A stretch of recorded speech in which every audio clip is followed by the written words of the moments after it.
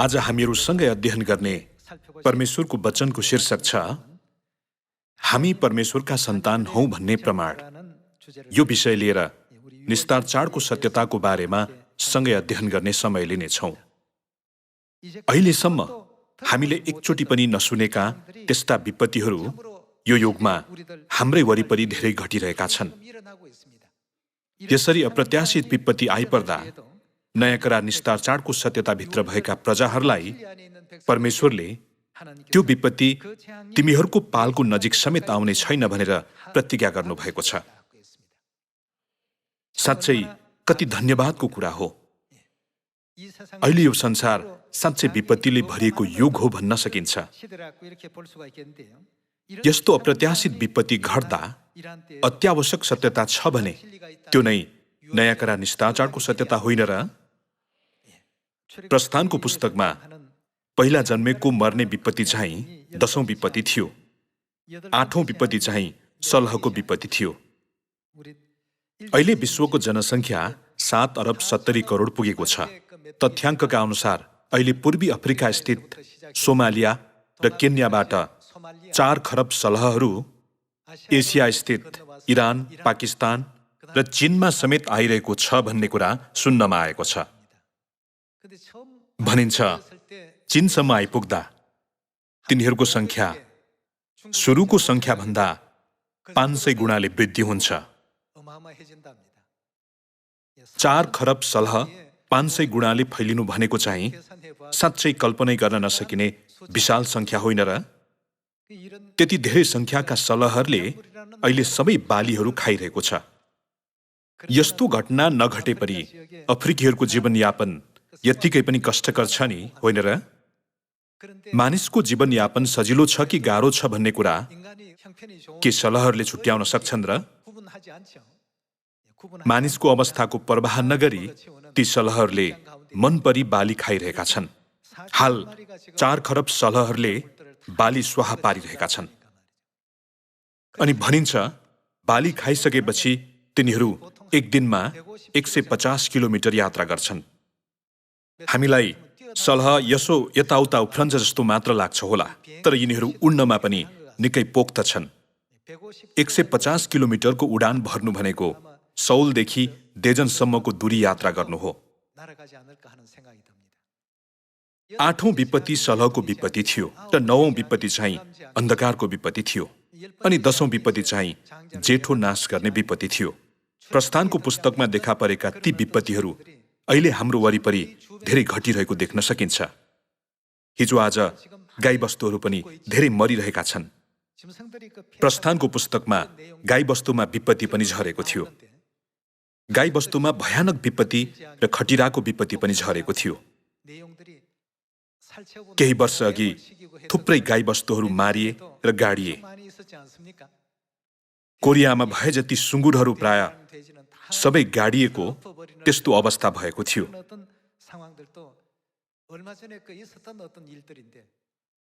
यो युगमा यस्ता घटनाहरू विगतमा भन्दा ठूलो मापनमा घटिरहेको हामीले प्रत्यक्ष देखिरहेका छौँ। वर्तमान समय कस्तो समय हो अर्थ लगाउन सकिन्छ। तिमीहरू आकाश र पृथ्वीका लक्षणहरू बताइदिन सक्छौ, तर वर्तमान समयको अर्थ लाउन किन जान्दैनौ? येशूजुले 2000 वर्ष अघि दिनुभएको वचन पुनस्मरण हुन्छ। परमेश्वरले किन यस अन्तिम युगमा हामीलाई निस्तार चाड दिनु भएर मान्नु भनेर आज्ञा गर्नुभएको होला? नयाँ करार निस्तार चाडले हामीलाई पृथ्वीका भौतिक विपत्तिबाट मात्र होइन कि आत्मिक विपत्तिबाट पनि पार गराएर हामीलाई सुरक्षा गर्छ। हामीलाई आत्मिक विपत्तिबाट समेत उद्धार गर्ने सत्यता नै नयाँ करार निस्तार चाडको सत्यता होइन र? आज यस विषयमा पुनः एकचोटि अध्ययन गर्नेछौँ।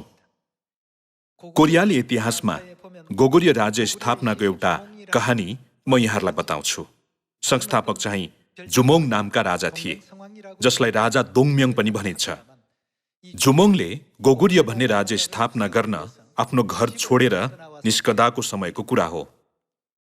घर छोड्ने क्रममा तिनले पत्नीलाई यसो भनेछन्, हाम्रो छोरा पछि गएर हुर्किएपछि मैले स्थापना गर्ने राज्यमा उसलाई जसरी पनि आउने गराउनु।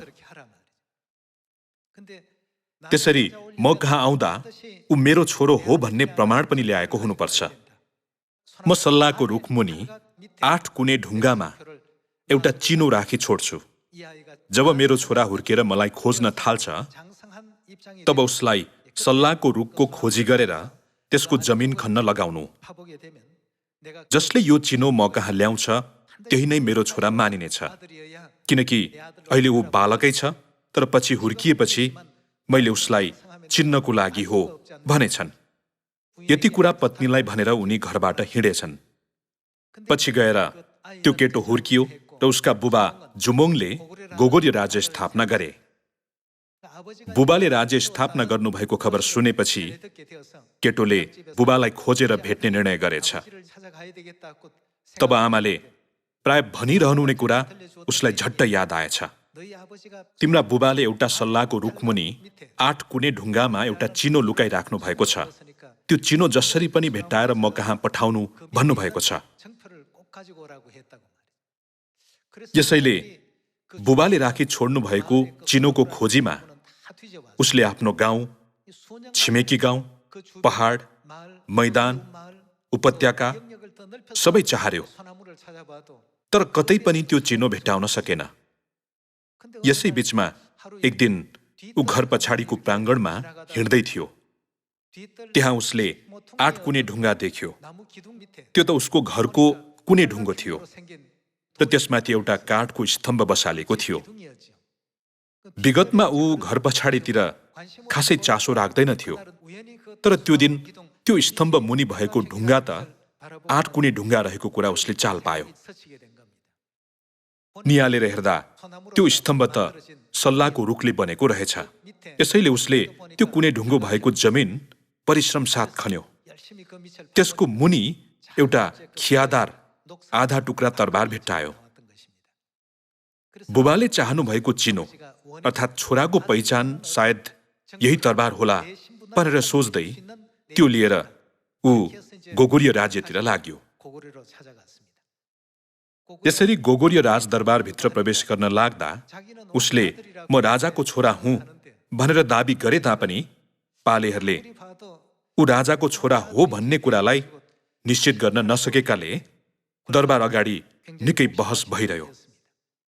अन्ततः उसलाई राजाको सामु ल्याइएर सोधियो, तिमी मेरो छोरा हौ भनेर प्रमाणित गर्ने त्यस्तो कुनै चिनो ल्याएका छौ? हजुर, ल्याएको छु। राजाले त्यसो भए खै देखाउ न त भन्दाखेरि उसले खियादार आधा टुक्रा तरबार देखाएछ। तब राजाले आफूसँग भएको आधा टुक्रा तरबार र त्यो केटोको आधा टुक्रा तरबारलाई जोडेछन् र एउटा सिङ्गो तरबार बनेछ। यसरी त्यो केटो राजाको छोराको रूपमा स्वीकार गरिएर उसलाई राजकुमारको पद दिइएछ। पछि गएर ती छोरा गोगोर्यको दोस्रो राजा अर्थात् राजा युरी बनेछन्। यो कथाद्वारा पनि हामीले परमेश्वर यस अन्तिम पवित्र आत्माको युगमा आउनुहुँदा यो पृथ्वीमा कसरी आउनुहुन्छ, कस्तो चिन्ह लिएर आउनुहुन्छ, आउनुभएका ख्रिस्टलाई हामीले कसरी ग्रहण गर्ने र कस्तो विश्वासद्वारा उहाँलाई ग्रहण गर्ने भन्ने कुरा बाइबलको शिक्षाद्वारा जसरी पनि निश्चित गर्ने हामीहरू हुनुपर्छ। स्वर्ग राज्य फर्किएपछि यदि परमेश्वरले हामीलाई परमेश्वरको सन्तान हौ भने प्रमाण देखाऊ भन्नुभयो भने त्यतिखेर हामीले के देखाउने होला?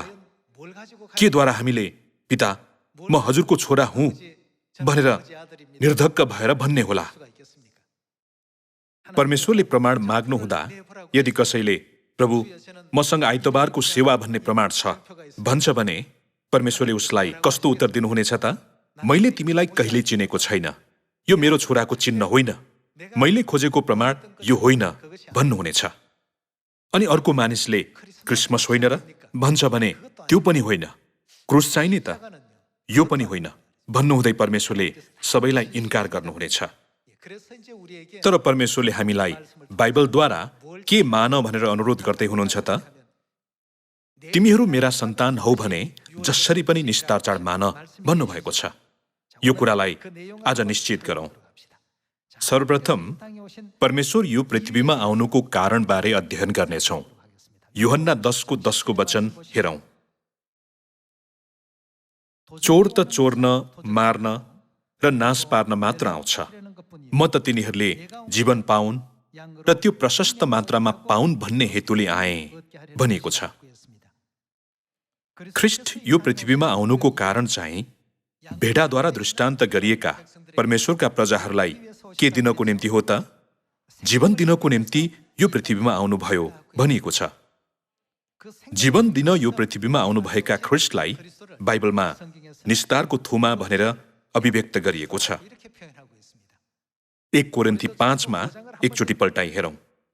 स्वर्ग फर्किँदा हामीले यो प्रमाण देखाउँदै, पिता, म हजुरको छोरा हुँ, म हजुरकी छोरी हुँ भनेर भन्न सक्ने हामीहरू हुनुपर्छ। 1 कोरिन्थी 5:7 वचन हेर्नेछौँ। नयाँ ढिक्का बन्नलाई पुरानो खमीरलाई निकाल, किनकि तिमीहरू वास्तवमा अखमिरी नै हौ। हाम्रो निस्तारको थुमा कसको त? ख्रिस्टको बलिदान भइसकेको छ।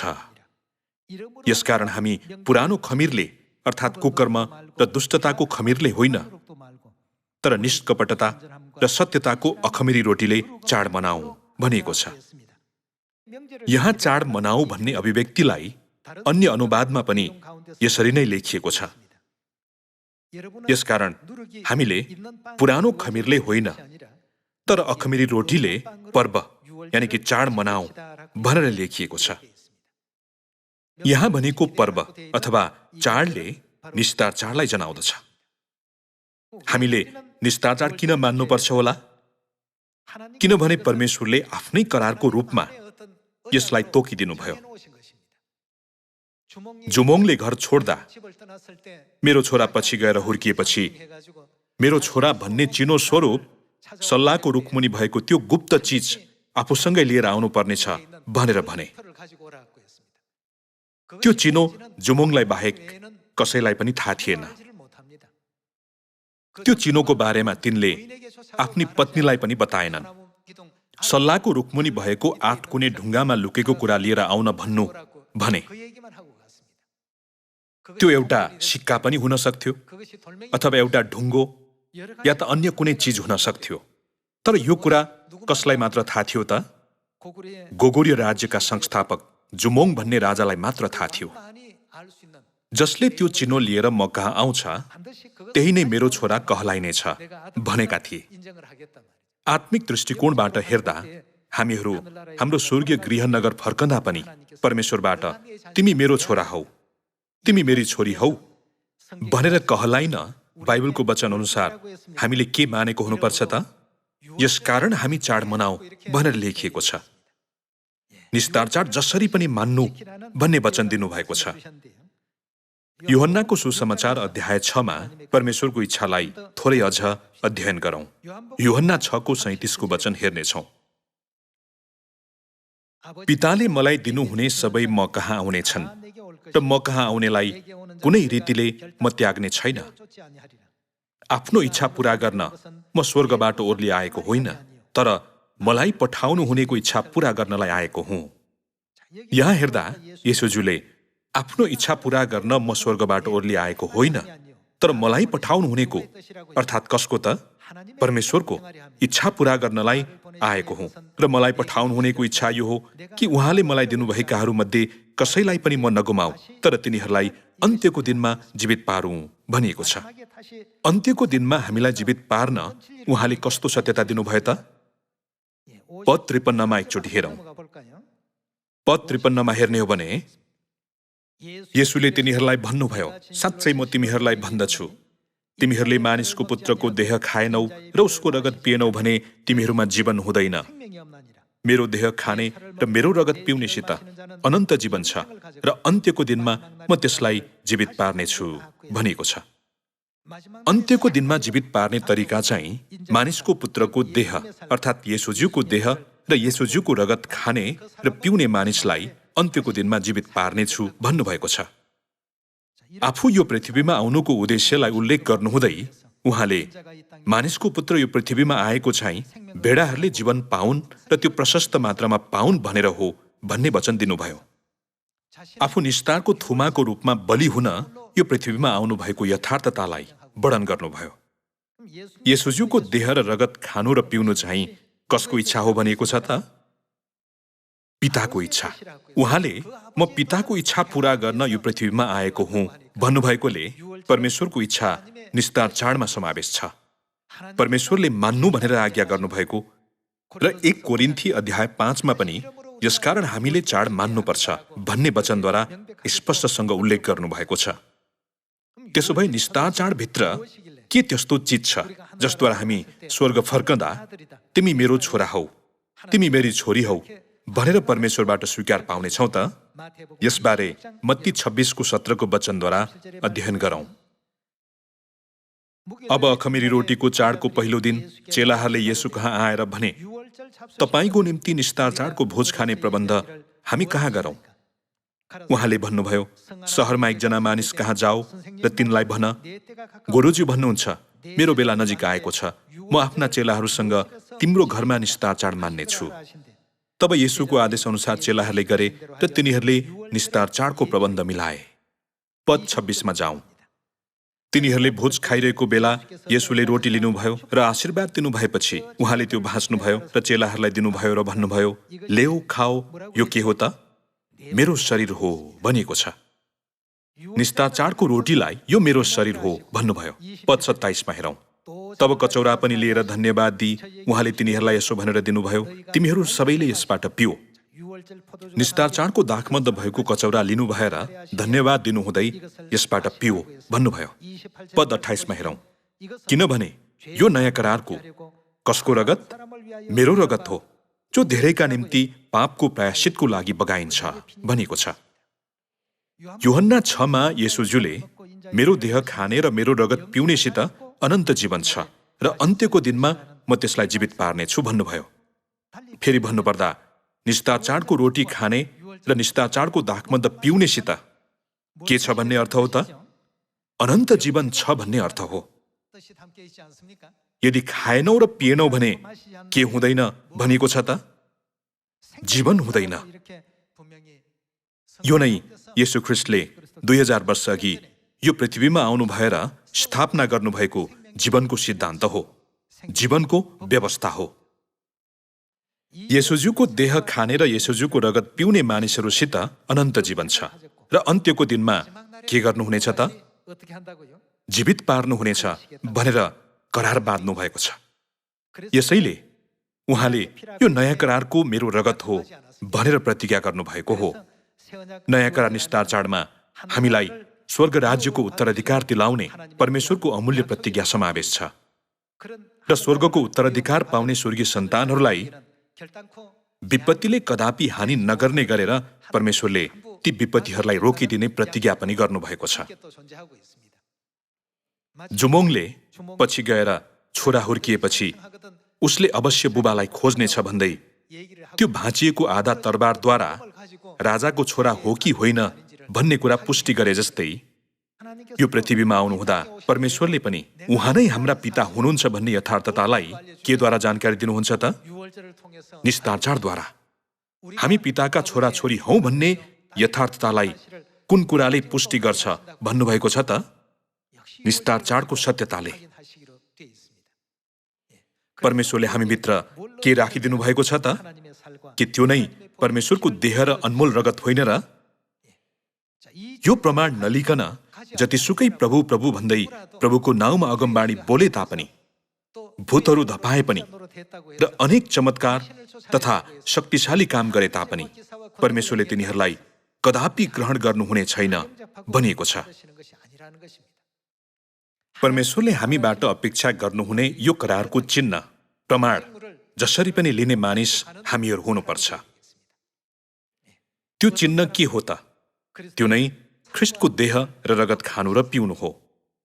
तब तिमीहरू ममा रहनेछौ र म तिमीहरूमा रहनेछु भन्नुभएकोले यो प्रमाण भएकाहरू नै परमेश्वरका छोराहरू र परमेश्वरका छोरीहरू कहलाइने छन् भन्ने कुरा हो। यसरी परमेश्वरले हामी उहाँका छोराछोरीहरू हौं भन्ने कुरा जानकारी दिनुभयो। हामी 2 कोरिन्थी 6 को वचन सँगै हेरौँ। 6 को 17 को वचन हेर्नेछौँ।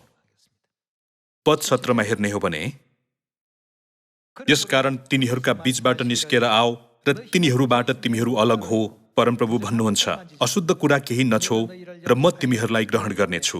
म तिमीहरूका को हुनेछु त? पिता हुनेछु र तिमीहरू मेरा को हुनेछौ? छोरा छोरीहरू हुनेछौ, सर्वशक्तिमान परमप्रभु भन्नुहुन्छ भनिएको छ। परमेश्वरले के द्वारा छोराछोरी र बुबाको सम्बन्ध गाँच्नु भएको छ त? निस्तार चाडको सत्यताद्वारा। परमेश्वरले उहाँको पवित्र देह र रगतलाई जनाउने निस्तार चाडको रोटी र दाखमदद्वारा त्यो सम्बन्ध गाँसिदिनु भयो, होइन र? र त्यसलाई करार भन्नुभयो।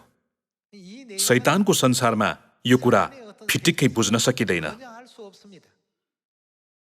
यो चाहिँ सल्लाहको रुखमुनि छोराको लागि केही चिज चिनोको रूपमा लुकाएका व्यक्तिले बाहेक त्यसबारे कसैलाई पनि थाहा नहुनु जस्तै हो। यदि कसैले राजाको मनसाय पढेर मिल्दो जुल्दो चिज राजाको सामु ल्याएको भए नि त, काँसाको सिक्का अथवा आधा टुक्रा ऐना ल्याएको भए, के उसले सन्तानको रूपमा स्वीकार पाउने थियो त? राजाले करार बाँधेको चिजभन्दा फरक वस्तु ल्याउने मानिस चाहिँ राजाको छोरा भनेर कदापि स्वीकार पाउन सक्ने थिएन।